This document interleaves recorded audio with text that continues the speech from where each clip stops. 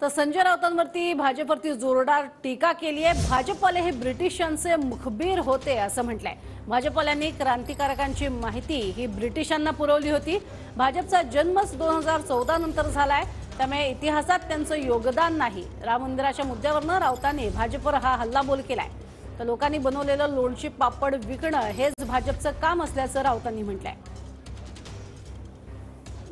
महाराष्ट्रात लढ्यात योगदान, यांचं नाव मुंबईच्या लढ्यात योगदान, यांचं नाव 92 साली मुंबईचा इतका मोठा संघर्ष झाला हिंदू वाचवण्याचा, ना त्यांचं ह्यांच्यामध्ये योगदान।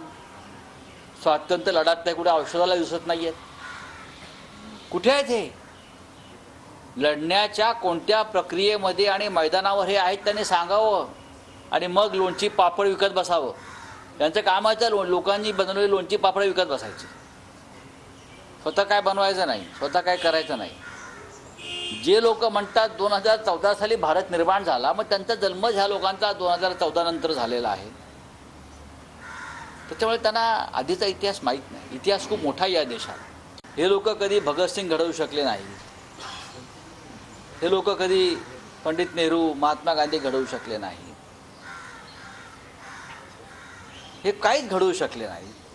मुळात ह्यांचा जो देश आहे हे म्हणतात की 2014 नंतर निर्माण झाला। हा देश जो आहे हा 2014 नंतर निर्माण झाला। त्याच्यामुळे भारतीय जनता पक्ष सुद्धा 2014 नंतरच निर्माण झाला आहे, हे लक्षात घ्या। आणि अयोध्या आंदोलन हे त्या आधीच आहे। मी काल म्हटले पळपुट आहे, हे रणछोडदास ह्याचे पळपुट आहेत। स्वातंत्र्य लढ्यापासून तुम्ही कशी माफी मागत आलेला आहात ब्रिटिशांची, हे ब्रिटिशांचे मुखाबीर होते सगळे लोक।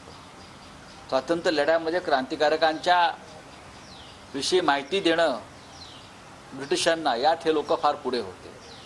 ते या देशाचे राज्यकर्ते झालेले आहेत। ही दुर्दैव देशाचं आहे, म्हणून त्यांचा इतिहास 2014 नंतरचा आहे आणि आमचा इतिहास प्राचीन आहे। 150 वर्षाच्या स्वातंत्र्य लढ्यामध्ये या देशानं जो संघर्ष केला आहे त्या संघर्षामध्ये हे लोक कुठेच नव्हते।